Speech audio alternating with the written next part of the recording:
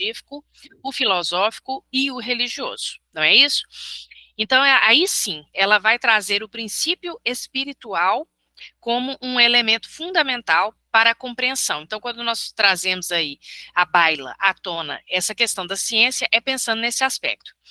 O aspecto filosófico e o aspecto religioso. O filosófico que diz respeito às consequências que dimanam dos nossos atos, e o aspecto religioso, que diria respeito à prática, efetivamente. Então, essa metodologia aqui, ela foi construída, foi muito baseada, digamos assim, a partir também dessas noções que se encontram inscritas e impressas na introdução de O Livro dos Espíritos. Então, depois vocês podem ler com calma lá, a parte em que o Kardec ele vai sintetizar.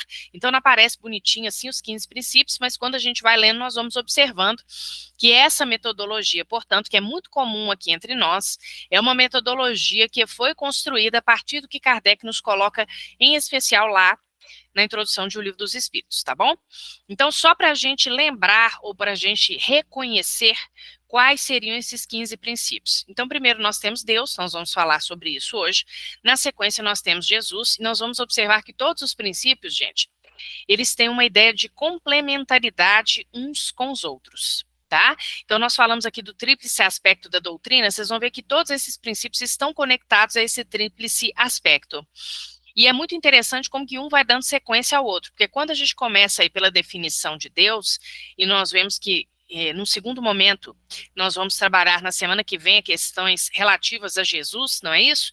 Porque nós sabemos que a nossa compreensão acerca de Deus, ela se amplia a partir do momento que nós vamos compreendendo melhor também o Evangelho de Jesus. Então, todos os princípios, eles estão interconectados, sendo o terceiro aí o Espírito, o quarto, o perispírito, o quinto, a evolução, esses três estão intrinsecamente relacionados. Depois nós temos o livre-arbítrio e a causa e efeito, que também são dois princípios muito conectados entre si e ao funcionamento das leis que regem o universo em termos globais, não é isso? Universo, as leis físicas, químicas, orgânicas do universo, mas também as leis intrínsecas, a intimidade, a individualidade, a vida de cada um de nós. Na sequência aí, como oitavo princípio fundamental, nós temos a reencarnação, depois a pluralidade dos mundos habitados, a imortalidade da alma, a vida futura, o plano espiritual, mediunidade, influência dos espíritos em nossa vida e a ação dos espíritos na natureza. Estes dois últimos, nós iremos condensá-los numa única aula, que é a última aula, tá bom? Então, só para vocês terem uma noção aí de por onde que o curso ele vai passar. Vocês estão visualizando o meu slide agora? Escrito aí Deus? Confirmem para mim, por favor, que eu mudei a tela aqui. Sim. Sim? Obrigada. Então, hoje nós vamos falar sobre Deus. E nós partimos de uma indagação que é feita pelo Wesley Caldeira, num livro intitulado Deus antes e depois de Jesus, que é um livro muito interessante, porque ele vai analisar, vai trabalhar com todas as noções relativas ao sagrado ao longo da história da humanidade. Então, como é que o homem começou a refletir acerca da existência de Deus? Nós vamos observar, gente, que essas reflexões estão todas interconectadas ao próprio avanço da humanidade. Então, quando o homem ele vai adquirindo um cabedal de conhecimentos maior, ou seja, quando o homem ele vai compreendendo melhor o mundo que o rodeia, não é assim?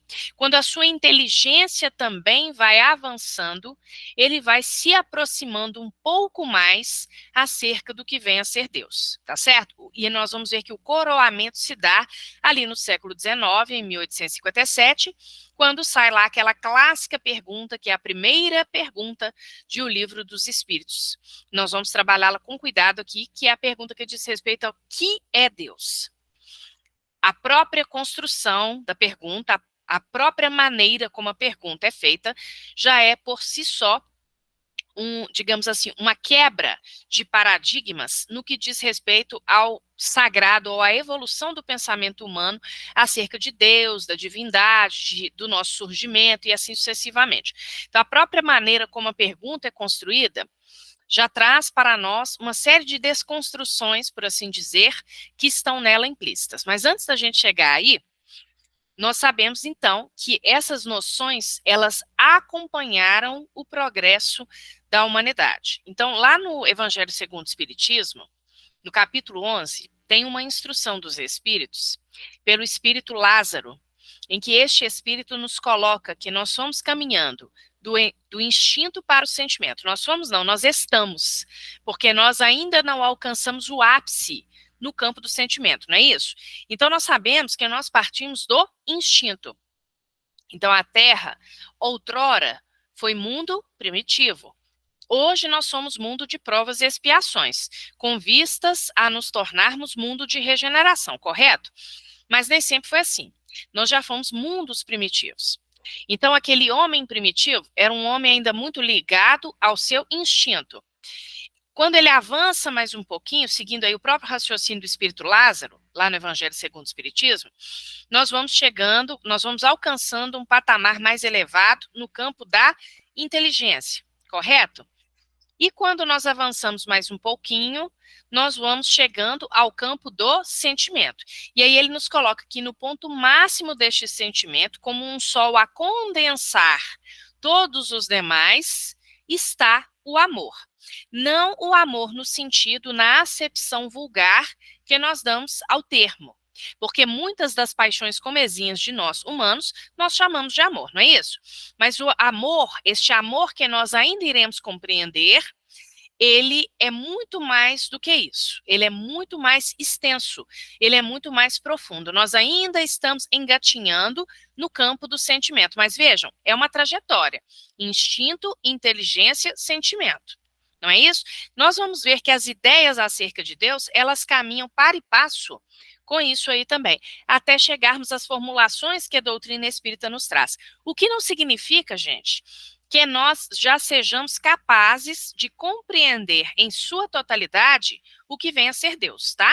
Porque os próprios espíritos, em O Livro dos Espíritos, vão nos colocar justamente isso, que nós ainda não podemos compreender efetivamente Deus, porque falta-nos para isso um sentido. Ou seja, nós temos limitações de ordem orgânica, de ordem da inteligência, de ordem da evolução moral. Então, todas essas limitações não permitem que nós possamos apreender Deus na sua totalidade. Mas, com os conhecimentos que nós já temos, nós conseguimos compreender um pouquinho que seja. Ainda que a nossa linguagem, como nos dizem os espíritos também, ainda que a nossa linguagem, muitas vezes, seja uma linguagem insuficiente para, de fato, expressar Deus em toda a sua grandiosidade. Então, nós selecionamos essas perguntas que estão lá no livro Deus Antes e Depois de Jesus, do Wesley Caldeira, que é um estudioso aqui de Minas Gerais, lá de Montes Claros, não é isso? E nesse livro, como nós dissemos, ele passa, né, por toda essa evolução, um livro grande, bastante substancioso, no qual ele passa aí por todos esses estágios evolutivos, correlacionando-os, todas as eras da humanidade, correlacionando-as às ideias existentes acerca de Deus, tá bom? Então ele pergunta o seguinte: o que é Deus? E aqui ele já bebe em Kardec, não é isso? Porque muitos de nós faríamos essa pergunta dentro das nossas concepções, de concepções religiosas que foram alicerçadas no nosso psiquismo ao longo das nossas reencarnações, porque se hoje nós estamos conhecendo a doutrina espírita, ou se hoje nós já nos dizemos espíritas, não é isso? Certamente, em vários outros momentos, nós já bebemos de outras propostas religiosas. E nós sabemos que em muitas destas propostas existe uma ideia de Deus sacramentada, que é uma ideia de Deus ligada à partícula quem. Então, muitos de nós formularíamos esta pergunta dessa maneira: quem é Deus? E não o que é Deus. Então, quando ele já expressa essa pergunta aqui, nós vemos aí, é claro, que ele bebe na doutrina espírita, tá? E aí ele diz: o que é Deus? Uma pessoa? Uma energia? Um princípio criador? Muitos de nós certamente definiríamos Deus como uma energia. Inclusive, quando a gente fala assim, Deus é amor, o que é o amor? O amor é uma energia, o amor é a vibração que todos nós, como seres imortais, podemos emitir. Não é isso? Então, a gente poderia dizer que sim, o amor é um tipo de energia, então Deus é amor, por exemplo. Mas será que essa definição, ela é suficiente, digamos? Uma pessoa, diz ele, uma energia, um princípio criador, uma pulsão irracional brotada do inconsciente, clamando proteção, ou um ser perfeito que sensibiliza a intuição do espírito humano e cuja existência se aconchega logicamente à sua razão. Essas formulações aqui, elas são preciosas para nós, porque nós sabemos que muitos que não reconhecem a existência de Deus, não é assim? Consideram que Deus é essa pulsão irracional do inconsciente, uma certa necessidade de cada um de nós, que cada ser humano teria, a priori, digamos assim, de ser protegido. Então, como a gente teria essa necessidade de ser protegido, nós criamos inconscientemente, não é isso? Essa entidade exterior a nós, que seja como for, nós chamamos ou denominaríamos de Deus, tá? Ou, por outro lado, Deus é esse ser perfeito que sensibiliza a intuição do espírito humano. Então, veja, ele joga, né, com concepções e com ideias que são variadas. E aqui a gente já se aproxima um pouco mais também da doutrina. Um ser perfeito que sensibiliza a intuição do espírito humano, ou seja, que nós reconhecemos. E aí nós vamos ver que Kardec trabalha isso muito bem, jogando as perguntas ali para os espíritos. No primeiro capítulo da primeira parte do Livro dos Espíritos, não é isso? Quando Kardec vai trabalhar essa questão da intuição. Então, seria esse ser perfeito que sensibiliza a intuição do espírito humano. Então, nós vamos pensar assim: como nós depreendemos Deus? Como é que nós alcançamos Deus? Cognitiva e intelectualmente, ou alcançamos pelo campo do sentimento? Ou seriam ambas as coisas? Então, Kardec também vai propor algumas questões à pleiade de espíritos superiores que giram em torno disso. Deus é pessoal?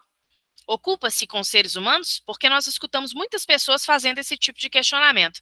Ah, mas se Deus ele é tão grandioso, será que ele sabe realmente quais são as nossas necessidades? Será que ele realmente conhece todos os nossos pensamentos? E aí a última pergunta que nós trouxemos aqui, feita por este estudioso: quando sofrem os seres humanos, eles podem apelar a ele? Então, quer dizer, dependendo da resposta à pergunta anterior, se Deus é pessoal, ou seja, né, se ele se ocupa de alguma forma conosco, com as nossas necessidades, com as nossas aflições, disso dependeria a resposta da segunda, não é mesmo? Ou seja, quando nós sofremos, nós podemos e devemos recorrer a este Deus, então? Então, muitas dessas perguntas, gente, certamente já passaram ou talvez ainda passem pela nossa cabeça em diversos momentos. Se não de forma contínua, mas às vezes num momento de aflição, num momento de necessidade, num momento de indagação filosófica, de indagação metafísica, que seja, muitas vezes, certamente, este tipo de pensamento já nos ocorreu. Se não nesta encarnação, certamente em outras. Então, aí nós vamos passar por algumas das definições de Deus, não é isso? Primeiro, nós trazemos, como dizíamos anteriormente, muitas imagens cristalizadas de Deus. Imagens de um Deus, ora punitivo e vingativo, ora de um Deus muito abstrato, tão abstrato que às vezes nós não conseguimos sequer alcançá-lo, não é isso? E, em outros momentos, aqueles Deus ou aqueles deuses no plural, e aí nós nos remetemos ao politeísmo, muitos deuses construídos a partir da imagem e da semelhança do homem. Ou às vezes não, às vezes nós já nutrimos a ideia de um Deus único, já consolidamos esta ideia no nosso ser, não é isso? Mas esse Deus, ele é um Deus que ainda assim, ele guarda muitas das nossas características humanas. Como assim? Nós muitas vezes julgamos, por exemplo, quando vivemos uma aflição na nossa vida, nós pensamos e refletimos dizendo que Deus está nos punindo, que aquela é uma punição que recebemos de Deus, porque nós E aí, em algumas propostas religiosas, nós vamos usar essa palavra, que não condiz muito com a ideia da doutrina espírita, mas mesmo na doutrina, às vezes, nós a utilizamos, que é a palavra pecado, não é isso? Então, nós estamos recebendo uma punição porque nós pecamos. Traduzindo para a doutrina espírita, às vezes a gente não usa essa palavra, mas o raciocínio é o mesmo. Nós estamos recebendo uma lição, estamos recebendo uma punição porque nós erramos em alguma coisa. Então Deus, ele fica ali naquela postura, naquela posição cristalizada, esperando que a gente erre para nos dar uma lição. Muitos de nós trazemos no nosso psiquismo essa ideia de Deus, que é uma ideia que nos atormenta, que atormentam o nosso coração, a nossa intimidade, e que muitas vezes impede que nós efetivamente realizemos aquela conexão que nós deveríamos realizar com esse Deus, que, como nós sabemos, e nós vamos estudar aqui, é um Deus que se revela. Kardec nos fala isso na Gênese, que Deus não se mostra, Deus se revela pelas suas obras. Então, nós observamos, quando olhamos ao nosso redor, nós temos a possibilidade, a oportunidade, cotidianamente, de sentir Deus. Quando nós olhamos uma manifestação da natureza, quando nós olhamos para o céu, quando nós olhamos para a água e agradecemos porque aquela água é capaz de nos dessedentar, quando nós nos alimentamos, seja física ou espiritualmente, então em todos esses pequenos gestos, em todas essas pequenas coisas, nós podemos ou poderíamos perceber a manifestação do Criador. Mas nem sempre nós abrimos o nosso campo íntimo para essa percepção e às vezes a gente nem sabe por quê. E muitas vezes esse porquê está atrelado a esta imagem cristalizada que nós temos desse Deus, que é esse Deus que vai nos punir, que está somente esperando que a gente, caia, não é isso? Que a gente tropece para que ele possa nos trazer a corrigenda. Gente, esse é um movimento muito cruel da alma para consigo mesma. Porque nós teremos a oportunidade de estudar aqui que sim, e nós vamos ver que isso encontra-se, inclusive, dentre os princípios fundamentais da doutrina espírita. Nós sabemos que tudo no universo se organiza e se arquiteta dentro de leis, como, por exemplo, a lei de causa e efeito. Então, isso é fato. Não poderia ser diferente com as questões espirituais, se é assim com as questões mundanas. Se a gente pega o carro, passa o sinal vermelho, ultrapassamos o sinal vermelho, nós estamos sujeitos a provocar um acidente, estamos sujeitos a sofrer um acidente, não é isso? Porque pode ser um comprometimento no carro do outro, na vida do outro, podemos atropelar um pedestre, ou pode ser que o nosso carro é que vai ser atingido em cheio por um outro, e aí é nós que iremos sofrer as consequências. Então, isso é claro, as leis, elas existem para organizar e estruturar o universo. Então, elas dependem sim de nós, elas dependem do nosso comportamento. Porque se eu não ultrapassar o sinal vermelho, não é isso? Nada irá acontecer, tá? Então, existem as leis, porque as leis, elas são de todo sempre. Elas precisam existir para organizar tanto o universo quanto a sociedade. Então, as leis, elas sempre hão de existir. E nós vamos ver que elas são leis, as leis de Deus, obviamente, foram criadas por Deus, não é isso? Mas dentro da grandiosidade, da magnanimidade que este Deus representa. E não dentro de uma perspectiva punitiva, tá? Então, essa é uma questão que a gente tem que trabalhar bem. E quando a gente for trabalhar lá na frente, questões aí ligadas à lei de causa e efeito, nós vamos ver, por exemplo, que uma das questões relativas a esse Deus, que é a questão da misericórdia, que preside a todos os movimentos do universo, essa misericórdia, ela é muito maior do que a necessidade de corrigenda por uma lei de causa e efeito, por exemplo. Porque nós recebemos da parte do Criador muito mais do que nós devolvemos ao universo, digamos assim, e nós recebemos muito mais oportunidades de crescimento pelo bem, pela edificação, do que necessariamente pelo caráter expiatório. Então, nós demos essa volta para amarrar com essas imagens cristalizadas que a gente tem, tá? Quando nos referimos ao politeísmo, aqui nós colocamos uma imagem na sequência de como, na antiguidade clássica, estes deuses eram construídos? Nós sabemos, gente, nós vamos entrar em detalhe aqui até por uma questão de tempo, mas nós sabemos que dentro da Antiguidade Clássica, muitos daqueles povos eram povos originários, as chamadas raças adâmicas, às quais Kardec se refere na obra A Gênese, ou os chamados exilados de Capela, dos quais a gente tanto fala na doutrina espírita, não é isso?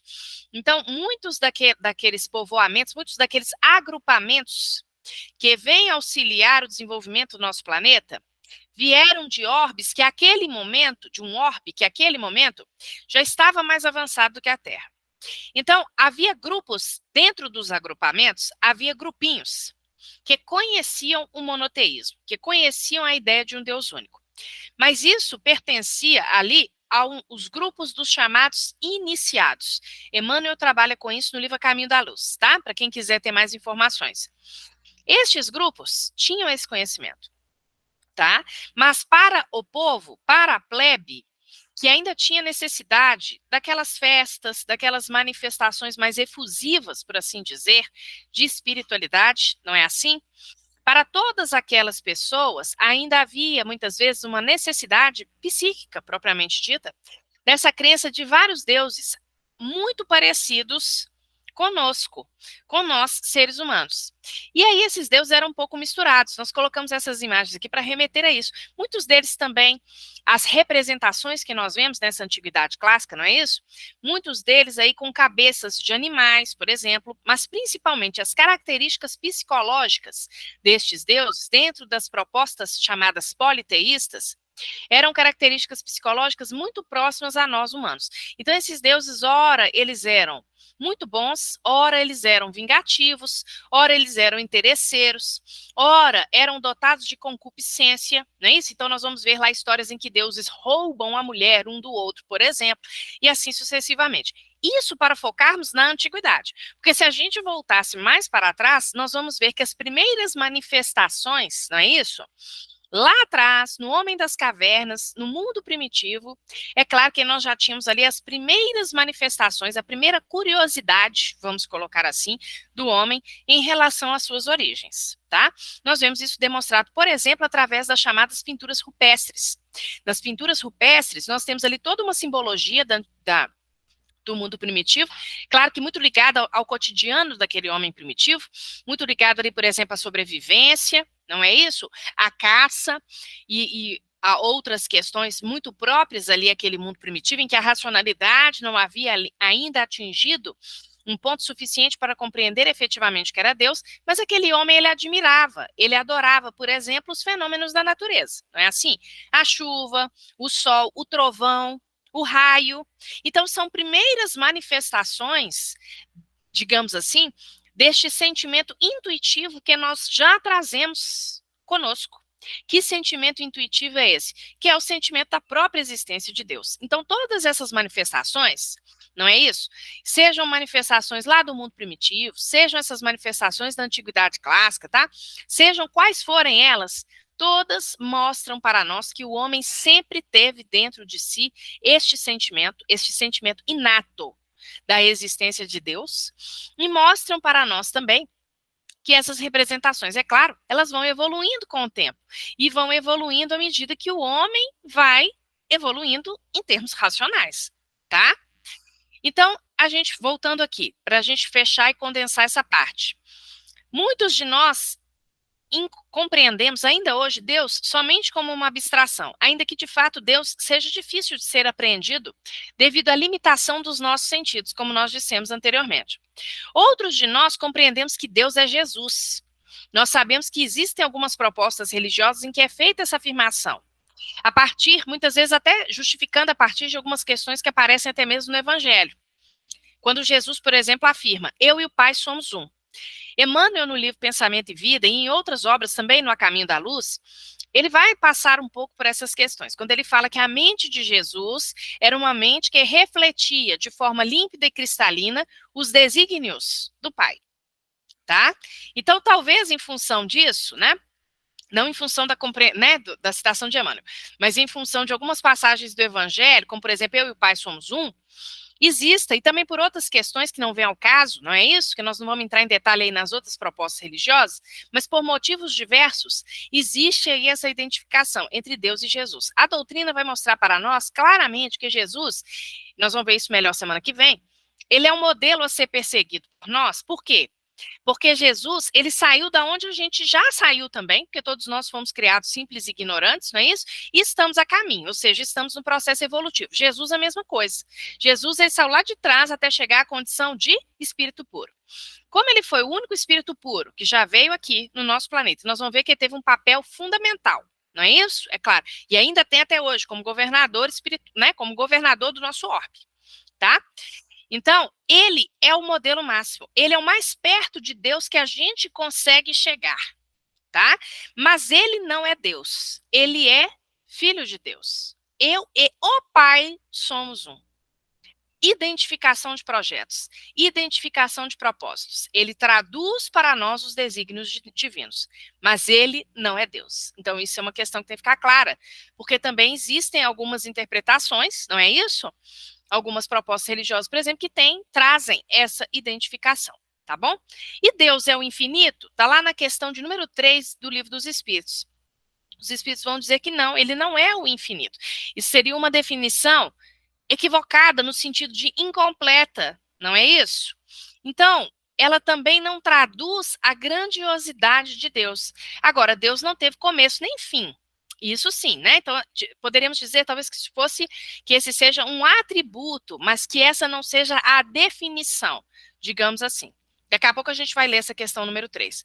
E aqui eu trouxe uma outra imagem, só para a gente se lembrar aqui, de uma outra imagem clássica que a gente traz. Kardec vai passar por essa imagem lá na obra Gênese, no capítulo 2 da Gênese, quando Kardec vai falar para nós sobre Deus. E ele fala dessas pinturas, dessas ideias que a gente tem desse Deus barbudo, sentado lá em cima, apontando o dedo em riste na nossa cara, não é isso?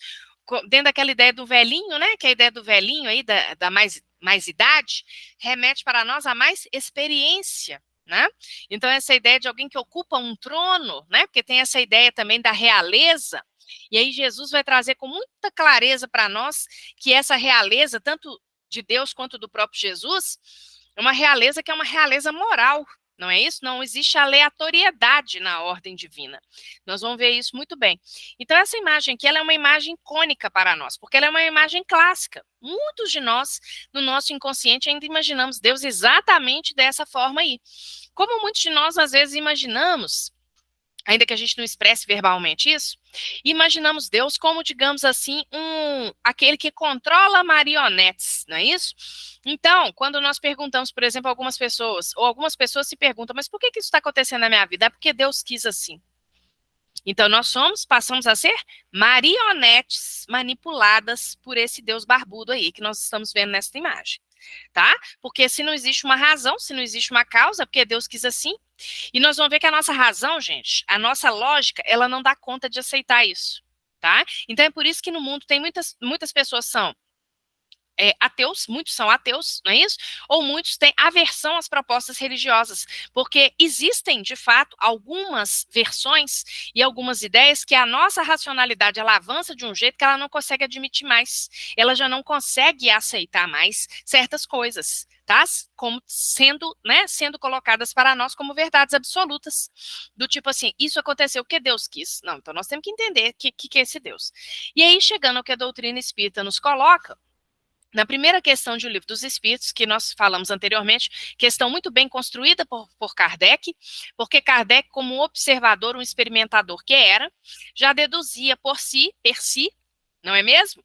Que Deus não é nós, não é igual a nós, não é isso? Ou seja, ele não pode ter as mesmas vicissitudes, não é isso? Estar sujeito aos mesmos melindres, por exemplo, que nós, seres humanos, estamos. Então, Kardec pergunta, que é Deus? Esse que institui aí um racha, digamos assim, não é isso? Uma cisão no pensamento teológico até a chegada aí da doutrina espírita no século XIX. Tá? Então, essa pergunta, de alguma forma, ela é uma cisão teológica, ela é uma cisão filosófica acerca do que vem a ser Deus, tá? Então ela quebra com essas ideias que vinham até aqui, porque essas ideias que vinham até aqui, como a gente acabou de perceber, ainda que rapidamente, não é isso? Nós podemos perceber que essas ideias que vieram até aqui eram ideias que traziam esse Deus muito próximo às nossas próprias imperfeições. E aí a Pleiade de espíritos superiores responde: Deus é a inteligência suprema, causa primária. Em algumas traduções nós encontramos primeira de todas as coisas. Causa primária ou causa primeira é o início de tudo, é o Criador, é a inteligência suprema. Quando você fala inteligência suprema, o adjetivo suprema já traz para nós a ideia de que não é qualquer inteligência. Não é qualquer inteligência, é a inteligência máxima. Não existe nenhuma inteligência maior. Isso vai ser muito importante aqui dentro do raciocínio, a partir das perguntas que o Kardec vai trazer, tá? Dentro das respostas que os espíritos nos colocam. Se ele é a inteligência suprema, raciocina, não pode ter outra inteligência que compete com Deus. Então aí de cara, você já fala o seguinte: não existe diabo, não existe o Satã. Não é isso? Essa figura arquetípica que a cultura humana também vem construindo ao longo da história da humanidade. Não existe. Porque como que Deus, que é a inteligência suprema, vai criar um ser malévolo para competir com ele? Me explica. Não faz sentido, gente. A nossa lógica, a nossa razão nos diz que isso não existe. Ah, Maria do Rosário, então você está falando que o mal não existe? Não, nós estamos falando que uma entidade diabólica não existe. Agora, existem espíritos maus, endurecidos, ignorantes? Existem. Porque como a doutrina espírita nos mostra, o que são os espíritos, gente? Somos todos nós, quando desencarnamos. Então, o espírito ele continua sendo o quê? O que a gente já é aqui, ué. Então, se eu sou mal aqui, eu desencarnei, eu não mudei da água para o vinho só porque eu desencarnei, não é. Eu continuo sendo mal. Então, espíritos maus sempre vão existir. É claro, o mal existe? O mal existe. O mal é o tropeço. É uma experiência, como nos diz Emmanuel lá no livro Consolador. Os irmãos que estão em cursos em experiências menos felizes são os irmãos que estão em cursos no mal. Isso é que é o mal para Deus, nos diz Emmanuel. Irmãos temporariamente em cursos em experiências menos felizes. Agora, vai aprender com essa experiência menos feliz? Vai aprender. Agora, uma entidade que compete com Deus existe? Ah, foi o diabo que quis. Foi o diabo que fez. É o diabo que fica me atormentando? Não. Essa entidade, ela não existe. Tá? Kardec vai trabalhar isso também no livro Céu e Inferno. Então, Deus é essa inteligência suprema. Ou como Kardec coloca lá na Gênese, é a suprema e soberana inteligência. Então, não é só suprema. Ou seja, no grau máximo, no grau superlativo. Ela também é soberana, paira acima de tudo. Tá? E esse Deus, ele é o quê? Ele é a causa, ele não é o efeito. Então, essa parte aqui, ela tem que ficar muito bem trabalhada por nós. Vamos pegar aqui o que o Livro dos Espíritos nos coloca, primeiro, na questão de número 7, tá? Podemos encontrar, pergunta Kardec, a causa primária da formação das coisas nas propriedades íntimas da matéria? Porque aí tem muita gente que fala assim, tá, você está falando que Deus é a causa primeira, mas e a matéria? Matéria é constituída de substância, matéria é constituída da combinação das moléculas, não é isso? Como é que você explica nesse caso, então? Porque olha a pergunta do Kardec. Poderemos encontrar a causa primária da formação das coisas? Como que as coisas se formam? Nas propriedades íntimas da matéria? Porque tem gente que fala isso. Não, isso aí é a propriedade íntima da matéria, isso aí não foi Deus que criou, não é? Não é isso? Porque ele é o criador absoluto, né? Dentro dessa perspectiva da inteligência suprema, nós vamos ver que o raciocínio que vai ser desenvolvido é esse, que tudo que não foi a inteligência humana que criou, só pode ter sido inteligência maior. Quem é essa inteligência maior? Deus. A lógica nos leva a perceber isso. Mas aí o Kardec vai puxando a língua dos espíritos, não é isso? Porque Kardec era um investigador, gente, um pesquisador, tá? E está no seu papel aqui, obviamente, para que não restem dúvidas. Então, na questão de número 7, ele faz essa pergunta. Podemos encontrar a causa primária da formação das coisas nas propriedades íntimas da matéria? E olha o que os espíritos respondem. Mas, então, qual teria sido a causa dessas propriedades? Sempre é preciso uma causa primária. Ok, os espíritos falam, ok, a matéria tem propriedades? A matéria tem propriedades. Mas de onde saíram essas propriedades? Tem sempre que ter uma causa originária, tem sempre que ter uma causa primeira. E é a partir disso que os espíritos vão nos dizendo, que aparece ali, por exemplo, na questão de número 14, que Deus, ele é a causa, ele não é o efeito. Existem algumas definições, algumas noções que às vezes misturam a obra com o seu criador, a criatura com o seu criador. Mas não é exatamente a mesma coisa. Só que antes da gente chegar lá, essa pergunta de número 4, nós colocamos ela aqui à frente, porque ela é fundamental para que a gente possa entender. Onde se pode encontrar a prova da existência de Deus? Porque a gente fala assim, ok, Deus existe, inteligência suprema, causa primária de todas as coisas, não é isso? E aí na questão de número 5, inclusive também o Kardec pergunta, né, que conclusão que nós tiramos desse sentimento íntimo que nós mencionamos anteriormente, que os homens têm da existência de Deus, não é isso? Então, quer dizer, se nós temos o sentimento da existência de Deus, é porque ele existe. Não é isso? É o que os espíritos vão responder. E ali na questão 4, que é uma das questões chave para essa compreensão, o Kardec pergunta o seguinte: onde se pode encontrar a prova da existência de Deus? E os espíritos respondem: num axioma que aplicais às vossas ciências. Não há efeito sem causa. Procurai a causa de tudo que não é obra do homem, e a vossa razão responderá. Então, no axioma, quer dizer, no raciocínio, numa lógica, num esquema que todas as ciências da Terra usam. Qual que é esse axioma? Qual que é esse esquema? Qual que é esse raciocínio lógico? Não tem efeito sem causa. Ah, isso aqui é um efeito? Tem que ter uma causa. Então, Deus é essa causa. E aí o Kardec comenta: para crer-se em Deus, basta se lance o olhar sobre as obras da criação. O universo existe, logo tem uma causa. Então, em algum momento o universo foi criado, não é isso? Duvidar da existência de Deus é negar que todo efeito tem uma causa e avançar que o nada pôde fazer alguma coisa. A ciência, há muitos séculos atrás, quem é estudioso das áreas das ciências, das biológicas, da química, sabe disso muito bem. Determinados experimentos que eram realizados dentro da perspectiva da abiogênese. Lembram dessa teoria? Abiogênese versus biogênese. Quer dizer, biogênese, vida gera vida. E a abiogênese surge do nada. E aí chegou-se à conclusão de que a ciência, estudando, nós sabemos disso, chegou-se à conclusão de que o nada não é força criadora. Então, o nada, ele não cria nada. Então, as coisas, elas não podem ter se criado simplesmente.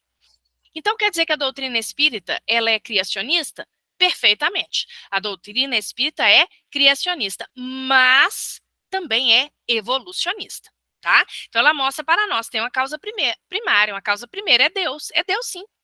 A gente queira ou não, é Deus. Agora, desenvolveu, como muitas vezes nós encontramos também em outras propostas, é isso? Criou o mundo em 7 dias. Está lá na Gênese mosaica. Aquilo é uma metáfora. Aquilo é uma construção, tá? O livro de Gênesis, ele é um livro poético, escrito para pastores, para uma comunidade judaica ali, né? Que era uma comunidade de pastores, uma comunidade simples. Então, as imagens que são usadas ali para a criação do mundo, tem toda uma questão ali da cultura judaica, nós vamos entrar nesse meio aqui, mas ele tem um propósito, tá? Agora, aquilo ali é uma metáfora, é uma alegoria, Kardec vai trabalhar com isso lá na A Gênese, vai trabalhar com essas alegorias do livro de Gênesis, de Moisés, na obra A Gênese, os milagres e as predições, de acordo com a doutrina espírita, segundo o Espiritismo. Não é isso? Então, lá na Gênese, Kardec, inclusive, ele vai trabalhar isso aí. Né, os ciclos evolutivos. Agora, o planeta demorou bilhões de anos para se formar, para ser construído, para ser feito, milhares de experiências biológicas, químicas e físicas, sem dúvida, gente. A ciência da Terra, ela mostra isso para nós, tá? Mas isso, vejam, não invalida a existência de Deus. É esse o ponto que nós gostaríamos de frisar, tá bom? Então, essas questões do Livro dos Espíritos, elas vão mostrando claramente para nós esses pontos.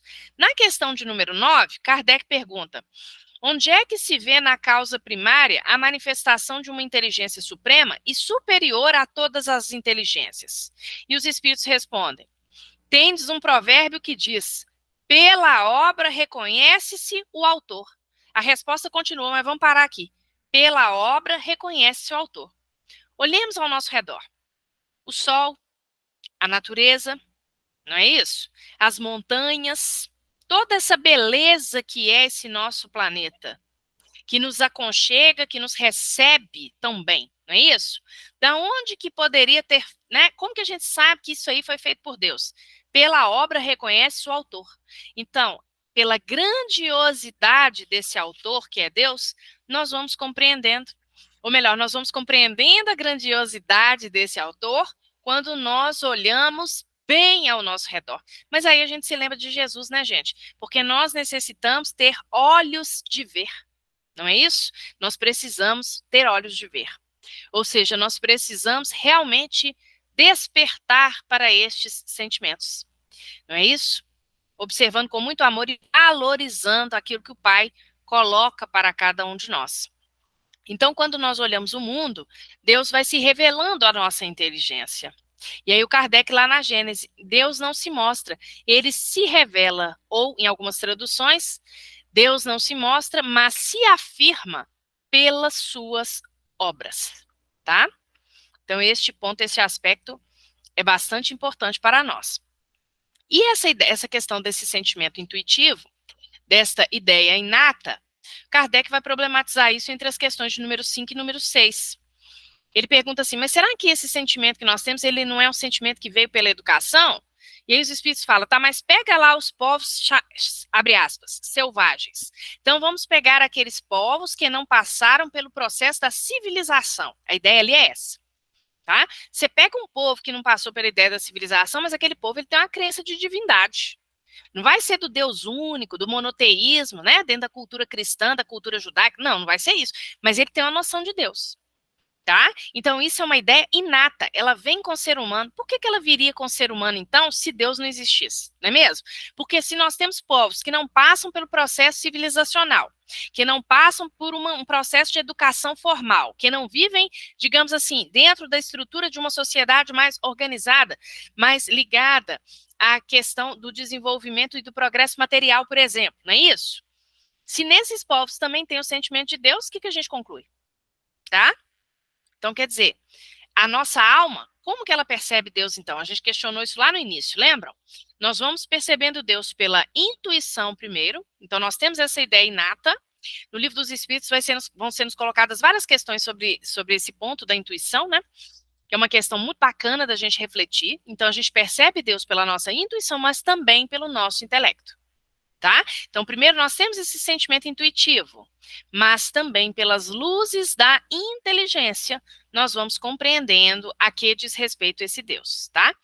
E aí nós chegamos aos atributos da divindade, que não podemos confundi-los com o próprio Deus, não é isso? Nós podemos compreender a natureza íntima de Deus? Nas questões de número 10 e 11, os espíritos respondem, não podemos, porque falta-nos para isso um sentido. Ou seja, não evoluímos o suficiente para chegarmos, para alcançarmos realmente o que vem a ser Deus. Mas à medida em que este processo for acontecendo, no sentido, sobretudo, da moralidade, nós vamos alcançando um pouco melhor o que vem a ser Deus. Então, essa ideia de Deus, ela vai se aperfeiçoando. E quais seriam esses atributos de Deus, né? Nós falamos anteriormente, é infinito, não teve começo nem fim. É imutável, isso é muito importante, porque o universo ele é todo organizado dentro do princípio da estabilidade. Então, Deus é imutável e as suas leis, que são as leis naturais, são igualmente imutáveis, porque existe uma ordem no universo, existe uma estabilidade, tá certo? Então, não há necessidade que a regra do jogo, gente, ela mude a cada momento, porque a regra do jogo ela é perfeita. Tá bom? Ela é perfeita. Como perfeito é o próprio Deus. Não é isso? Infinitamente perfeito. Tá? E esse Deus também é imaterial. Né? Quer dizer, ele é imaterial e ele é incorpóreo. Kardec vai desenvolver isso muito bem no item 12 da Gênesis. Então, incorpóreo, ele não tem boca, ele não tem olhos, ele não tem nariz. Tá? A gente aí já desconstrói aquela ideia que a gente tem daquele Deus barbudo que a gente viu lá atrás. Ele é incorpóreo. Ah, Maria do Rosário, mas lá no Antigo Testamento tem, e Deus falou, e Deus disse. É um simbolismo. Deus, ele fala a todos nós, é claro, mas através dos seus emissários, não é isso? Às vezes, emissários desencarnados, por que não? tempo todo, nas reuniões mediúnicas, nós vamos ver a mediunidade aí como um dos princípios fundamentais da doutrina, não é isso? Os emissários de luz nos trazem mensagens do mais alto a todo momento, em reuniões mediúnicas bem orientadas, por exemplo. Isso trazendo para nós, porque ao longo da história, é claro que nós tínhamos os chamados profetas, muitos deles o quê? Médiuns, como o próprio Moisés, não é isso? E Deus é único, como a gente falou anteriormente, que desconstrói aquela ideia de um ser diabólico. Ele é todo poderoso, ele é infinitamente perfeito. E hoje nós já conseguimos compreender que ele é único. E a questão do panteísmo? Que está lá entre as questões de número 14 a 16 de O Livro dos Espíritos. Mas nós queríamos frisar aí a questão de número 15, quando Kardec pergunta: o que pensar da opinião de que todos os corpos da natureza, todos os seres, todos os globos do universo seriam parte da divindade, ou seja, seriam parte de Deus, e constituiriam pelo seu conjunto a própria divindade, ou seja, o que pensar da doutrina panteísta? E os espíritos respondem. Adoro essa resposta, gente. O homem, não podendo se fazer Deus, quer pelo menos ser uma parte dele. Então, o homem, ele tem sempre essa questão de ser tão arrogante, que até as concepções, parte das concepções acerca de Deus, ao longo da história da humanidade, estão alicerçadas nessa soberba. Tá? Olha o que os espíritos falam. O homem, não podendo se fazer Deus, quer pelo menos ser uma parte dele. Que é essa ideia da doutrina panteísta, não é isso? Que é essa opinião de que Deus estaria em tudo, não é isso? Ele resulta de todas as forças, de todas as inteligências do universo reunidas. É claro que às vezes a gente fala assim, Deus está em tudo, Deus está na natureza, mas é uma simbologia, porque na verdade todos nós é que estamos mergulhados no hálito divino, no fluido divino, no pensamento divino. Depois a gente pode trazer isso melhor, né? Porque todos nós estamos mergulhados aí no fluido cósmico universal, não é isso? Então nós nos conectamos a todo momento. Kardec na Gênese, lá naquele item que nós mencionamos, do capítulo sobre Deus, ele vai trabalhar isso muito, muito bem. Então, quando nós pensamos em Deus, o nosso pensamento já foi captado por ele, porque nós estamos mergulhados dentro desse fluido cósmico universal. Nós estamos mergulhados dentro do chamado hálito, entre aspas, divino. Nós estamos mergulhados nele, mas nós não somos ele. Nós continuamos sendo obra de Deus. Não é isso? Meu pai trabalha até agora e eu trabalho também. Palavras de Jesus lá no Evangelho. Então nós sabemos que Deus cria a todo momento. Ele está sempre operante, tá? Mas coloca por terra essa ideia do panteísmo, como nós falamos anteriormente. E aqui já vamos chegando aí ao final das nossas reflexões, para não alongar muito e dar tempo aí, caso alguém queira fazer algum comentário, alguma pergunta, tá bom? Nós vamos trabalhar aqui, por fim, a ideia da providência divina. Não é isso? Essa ideia da providência divina, ela é muito importante para nós. Kardec, lá na Gênesis, vai nos dizer que a providência divina é a solicitude de Deus para com as suas criaturas. Então, a gente mencionou ali as perguntas trazidas pelo Wesley Caldeira no início, né? Será que Deus, né, ele é pessoal, quer dizer, ele se aproxima, ele está próximo dos homens? Gente, Deus está perto da gente a todo momento, porque ele está em toda parte, é isso que a gente falou. Vai lá o Kardec, a natureza inteira está mergulhada no fluido divino. É lindo quando ele coloca isso. A natureza inteira está mergulhada no fluido divino. Então, ele é aquele que tudo vê, que tudo preside, mas não com esses olhos, né? A gente é que cria essas imagens materiais, porque é até onde nós damos conta de compreender. Mas ele tudo vê, ele tudo preside, e ele está sempre solícito para com todas as criaturas. Então, lá no início nós perguntamos, devemos apelar para ele numa situação de dificuldade? Obviamente. Devemos apelar para aquele que é todo misericórdia. E aí o Kardec fala, o nosso pensamento está em contato ininterrupto com o seu pensamento. Deus vê os mais profundos refolhos do nosso coração. Então, quando a gente faz uma prece e fala assim que o Pai nos conhece como ninguém, é exatamente isso. Porque ele sabe até aquilo que a gente nem sabe ainda. Aqueles pontos na nossa personalidade dos quais nós sequer damos conta. Isso é muito maravilhoso, né, de ser percebido. E por que isso? Porque as leis divinas, como nos diz a questão de número 621 de O Livro dos Espíritos, onde elas estão? elas estão na nossa consciência. Então vejam que tudo fecha no mesmo ponto. As leis divinas estão inscritas na nossa consciência, nós já trazemos o sentimento intuitivo inato da existência de Deus. E essas leis são leis que funcionam como o próprio Deus, não é isso? Ou seja, elas são leis imutáveis como o próprio Deus, porque são leis perfeitas. Na última parte do capítulo sobre Deus, lá na Gênese, intitulada A Visão de Deus, Kardec pergunta: então por que nós não vemos Deus? Porque muita gente faz essa pergunta, nos soa às vezes um tanto quanto pueril, mas muitos de nós poderíamos ou podemos em algum momento fazer sim essa pergunta, mesmo ela sendo pueril, não é mesmo? Por que nós não vemos Deus? Primeiro, a gente já respondeu, não é isso? Nós não temos um sentido, uma sensibilidade, não sei nem se sensibilidade é a palavra, porque os espíritos falam de sentido mesmo. Então, falta-nos para nós um sentido para nós apreendermos e compreendermos Deus em toda a sua totalidade. Agora, a forma como nós vamos reconhecendo Deus é que a gente tem que parar para pensar. Como amar a Deus? Como reconhecê-lo? Como sair do plano da divagação, do filosófico, para o campo prático? Porque nós sabemos que Deus permanece nas criaturas, mas como fazermos este reconhecimento, não é isso? E nós vamos ver que Deus é tão misericordioso para conosco que ele mandou para nós o seu Filho, Jesus, sobre o qual nós iremos falar nas cenas do próximo capítulo. Então, na semana que vem, nós vamos trabalhar aí a figura de Jesus, que veio justamente ensinar para nós como, então, dentro da nossa condição evolutiva, abre muitas aspas aí, materializar esse Deus, ou seja, como tornar Deus próximo de nós. Materializar não é uma boa palavra. Como nos aproximarmos deste Deus, que, como Emmanuel nos diz, permanece em todas as criaturas. Como amá-lo? Como sair do campo da abstração do que vem a ser esse Deus e pensar nesse campo prático? E aí nós vamos ver que Jesus nos traz e nos trouxe, né, grandes ensinamentos a esse respeito. Então nós vamos finalizar por aqui, que já são 9h15. Pedimos desculpa aí, mas é porque a gente começou com um horário um pouquinho avançado, não é isso? E se alguém tiver alguma pergunta, alguma questão, fiquem aí, por favor, à vontade, tá bom?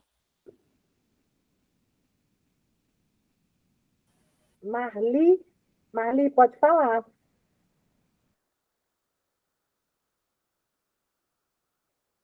Marli, você levantou a mão? Pode falar. O seu microfone está fechado. Abriu agora? Abriu. Com relação, na frase que diz que nós somos feitos à imagem e semelhança de Deus. Sendo Deus uma energia, um espírito, como que eu vou designar esse termo imagem? É uma ótima pergunta. Eu até trabalharia com isso nos slides da frente, mas ia ficar um pouquinho grande demais, né? Então aí eu cortei. Existem outras passagens do Evangelho em que a gente observa também essas mesmas questões, né? Em que nós observamos essa correlação, digamos assim, entre essa imagem, né? Nós fomos criados à imagem e semelhança. Quer dizer, todos nós temos o potencial divino em nós. Qual que é o potencial divino? É o potencial da criação, não é isso? Então, por exemplo, André Luiz, no livro Evolução em Dois Mundos, ele nos fala: quem é o Criador? É Deus, não é isso? Mas abaixo do Criador, nós temos os chamados co-criadores. Nós temos dois tipos de co-criadores. Nós temos os co-criadores em plano maior, que nós vamos ver semana que vem que um deles é Jesus, não é isso? Que nós temos os espíritos mais evoluídos, né? Os espíritos puros é que são os co-criadores em plano maior, a ponto de co-criar em um orbe, em um planeta, como é o caso de Jesus, por exemplo, aqui no planeta Terra, tá certo? Mas nós, por que nós somos a imagem e semelhança de Deus, não é isso? Então, veja, não é Deus que é a nossa imagem e semelhança, é nós que somos a imagem e semelhança de Deus. Olha a inversão aí, né? Porque, na verdade, nós também criamos o tempo todo. Nós somos co-criadores em plano menor, tá? Nós seremos Deus algum dia? Jamais seremos, tá? Jamais seremos. Jesus vai ser Deus? Jamais será. Mas é o que mais chegou perto. O espírito puro é aquele que mais chega perto. Consegue perceber isso? Agora, como que nós somos co-criadores em plano menor? nas atitudes, nas ações, nas falas, nos pensamentos da nossa vida. Porque tem gente que entende também esse processo da criação, por parte de nós humanos, somente do ponto de vista prático, né? Por exemplo, teve uma outra vez que eu fiz um estudo, a pessoa me perguntou isso, ela falou assim, eu sempre entendi que co-criador era tipo assim, eu fiz alguma coisa, por exemplo, eu tive um filho, aí eu sou co-criador em plano menor. Ok, né? Servimos de instrumento, mas o espírito, quando a gente vai ser mãe, vai ser pai, o espírito não foi criado por nós. Nós fomos o vaso somente o vaso somente por receptáculo físico, do corpo físico. Mas nós estamos num processo de cocriação em plano menor, quando nós construímos o mundo que existe dentro de nós e fora de nós. Porque tudo que se materializa, tudo que é criação humana, tudo que é material, que a gente já criou, que a gente já construiu, que a gente evoluiu, pensando no material mesmo, no progresso material da humanidade, em algum momento aquele homem criou aquilo na sua mente. Então ele projetou, ele planejou, depois ele colocou em ação. É o processo de cocriação em plano menor, que vai auxiliando a nós mesmos, porque está alicerçada a lei de trabalho, não é isso, gente? E, ao mesmo tempo, vai auxiliando ali também o nosso orbe, vai auxiliando a humanidade a progredir. Percebe? Então, nós temos a centelha divina. A outra passagem do evangelho que eu ia trabalhar, Marli, era aquela em que Jesus fala assim, vós sois deuses, podeis fazer o que eu faço e muito mais. Não é isso? Então, quer dizer, Jesus falando para nós, vocês podem ser espíritos puros, né? Podem fazer o que eu faço e muito mais. Ou seja, a gente pode subir até lá. Agora, isso tem que ficar claro para nós. Nós podemos subir até lá. Dali para frente, a gente já não vai mais, porque o Criador só tem um, tá? Tá bom, Rosário. Obrigada. De nada. Neirivanda, é isso mesmo? Nerivanda. Fica à vontade. Boa noite. Eu não tenho perguntas, pelo contrário, eu quero só agradecer, né, gratidão imensa, o ensinamento foi, assim, fantástico. Amei a figurinha do Deus, né, que é essa figura que a gente faz quando criança, né, mas, assim, eu queria só pedir perdão a vocês, que talvez em algumas segundas-feiras eu entre 5 minutinhos atrasado, porque eu sou facilitadora do EJD de uma casa espírita. Então, assim, às vezes não dá para chegar na correria. Hoje eu já subi a escala nas últimas. Então, assim, gratidão, gente. Boa noite. Obrigada pelos ensinamentos. Obrigada por me acolherem. Obrigada. Gratidão sempre. Eu que agradeço, Nerivanda.